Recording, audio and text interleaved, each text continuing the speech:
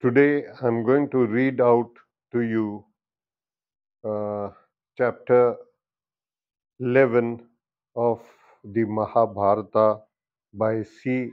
Rajagopalacharya. The chapter is on Karna. The Pandavas and the Kauravas learned the practice of arms, first from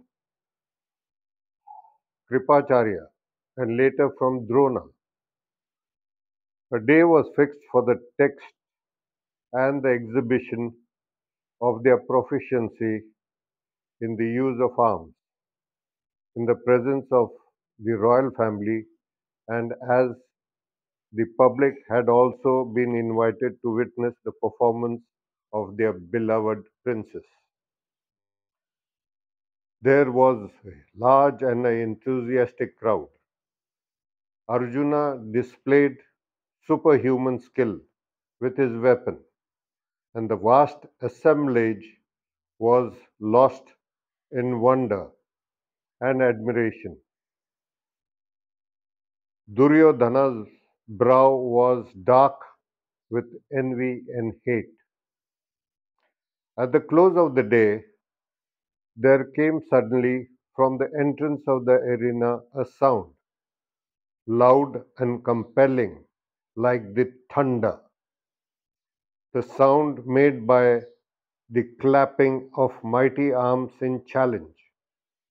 All eyes turned to that direction. They saw enter through the crowd, which made way in awed silence, a godlike youth from whom light and power seemed to emanate. He looked proudly around him, cast a negligent salute to Drona and Kripa, and then strode up to Arjuna. The brothers, all unaware by the bitter irony of fate, of their common blood, faced one another, for it was Karna. Karna addressed Arjuna in a voice deep as rumbling thunder. Arjuna, I shall show greater skill than you have ever displayed. With Drona's leave, Karna, the lover of battle, then and there duplicated all Arjuna's feats with careless ease. Great was Duryodhana's exultation. He threw his arms around Karna. Welcome, O thou with mighty arms, whom good fortune has sent to us.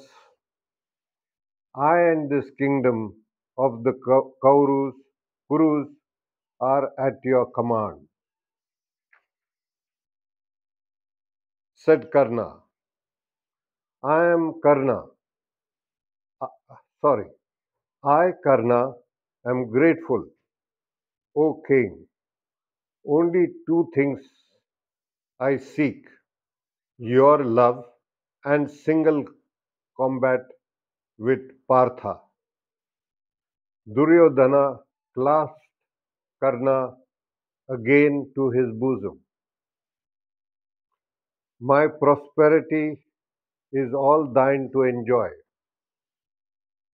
As love flooded Duryodhana's heart, even so did the blazing wrath fill Arjuna, who felt affronted and glaring fiercely at Karna, who stood stately as a mountain peak. Receiving the greetings of the Kaurava brothers, he said, O Karna,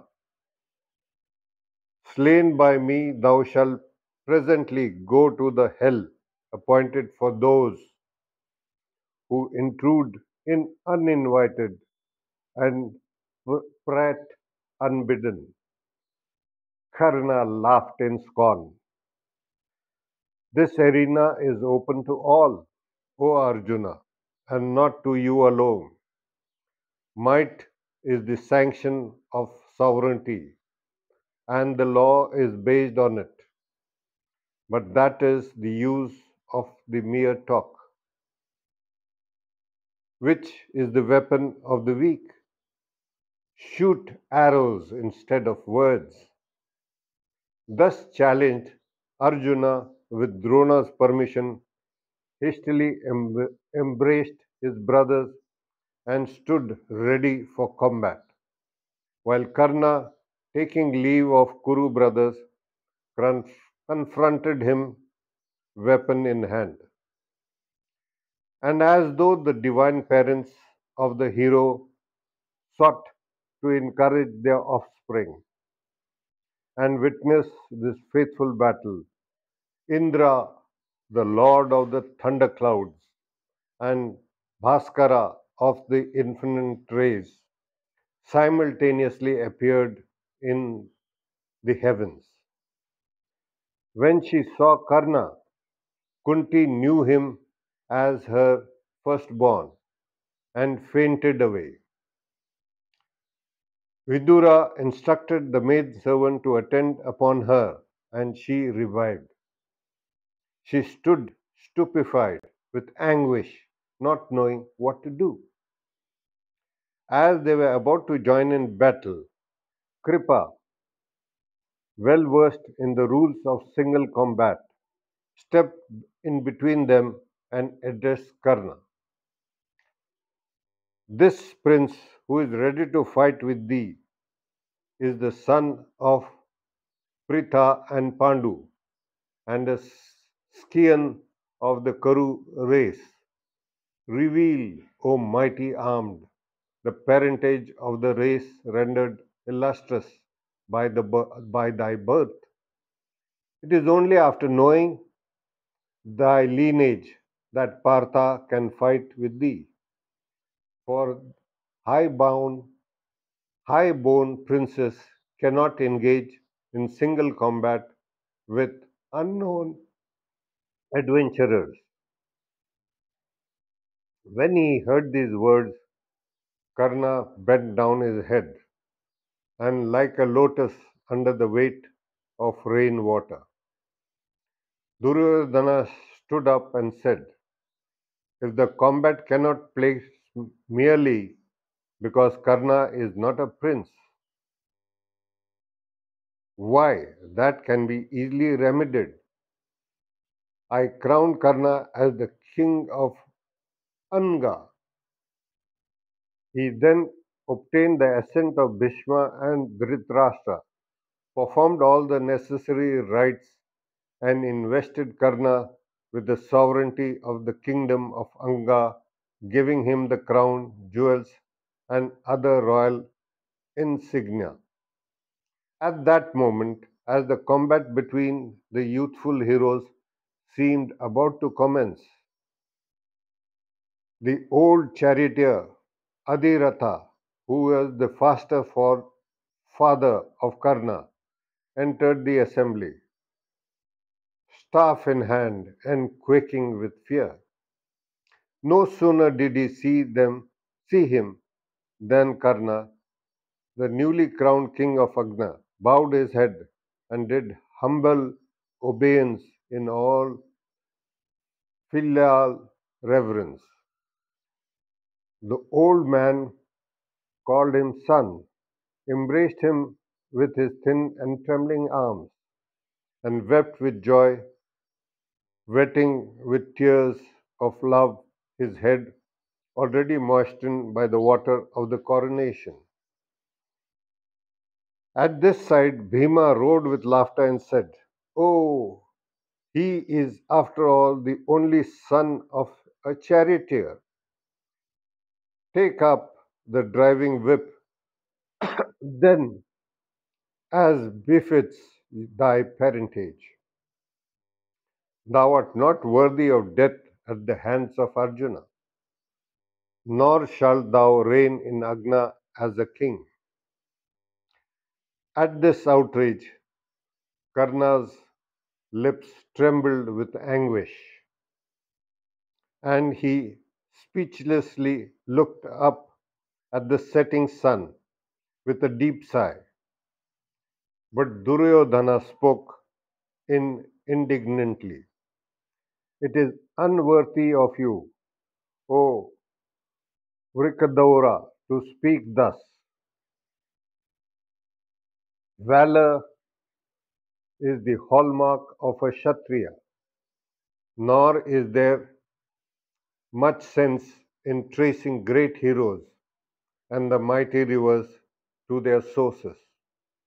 I should give you hundreds of instances of great men of humble birth, but I know awkward questions might be asked of your own origin. Look at this warrior, his godlike form and bearing, his armor and earrings, and his skill with weapons. Surely there is some mystery about him, for how can a tiger be born of an antelope? Unworthy of being king of Agna, didst thou say? I verily hold him worthy to rule the whole world. In generous wrath, Duryodhana took Karna to his chariot and drove away. The sun set, dispersed in tumult. There were groups loud in talk under the light of the lamps, some glorifying Arjuna, others Karna, and others again Duryodhana according to their pestilence. Indra foresaw that a supreme contest was inevitable between his son Arjun and Karna, and he put on the garb of a Brahma and came to Karna, who was reputed for his charity, and begged of him his earrings and armor. The sun god had already warned Karna in a dream that Indra would try to deceive him in this manner. Still, Karna could not bring himself to refuse any gift that was asked of him. Since he cut off his earrings, hence he cut off his earrings and armor with which he was born and gave them to the Brahmana. Indra, the king of the gods, was filled with surprise and joy. After accepting the gift, he promised Karna as having done what no one else could do, and shamed into generosity, bade Karna ask for any boon he wanted. Karna replied, I desire to get your weapon, the Shakti, which is the power to kill enemies. Indra granted the boon, and with faithful proviso, he said, you can use this enemy against but one enemy, and it will kill him whosoever he may be. But this killing done, this weapon will no longer be available to you, but will return to me. Thus, with these words, Indra disappeared. Karma went to Purushrama and became his disciple by respecting to him that he was a Brahmana. He learnt of Parshurama the mantra for using master weapons known as Brahmashastra. One day, Parshurama was reclining with his head on Karna's lap when a stinging worm burrowed into Karna's thigh. Blood began to flow and the pain was terrible. But Karna bore it without tremor, lest he should disturb his master's sleep. Parshurama woke and saw the blood which had poured from the wound. He said, "Dear pupil, you are not a Brahmana. A Kshatriya alone can remain unmoved under all bodily torments. Tell me the truth." Karna confessed that he had told a lie in presenting himself as a Brahmana, and that he was in fact the son of a charioteer. Parashurama, in his anger, pronounced this curse on him: "Since you deceived your Guru, the Brahma Shastra that you have learnt shall fail you at the fated moment. You will be unable to recall the invocatory mantra when your hour comes." It was because of this curse that all the crisis of his last fight with Arjuna, Karjuna was not able to recall the Brahma Shastra spell, though he had remembered it till then. Karna was the faithful friend of Duryodhana and remained loyally with the Kauravas until the end. After the fall of Bhishma and Drona, Karna became the leader of the Kaurava army and fought brilliantly for 2 days. In end, the wheel of his chariot got stuck in the ground, and he was not able to lift it free and drive the chariot along. While he was in this predicament, Arjuna killed him. Kunti was sunk in sorrow, all the more poignant because she had at that time to conceal it.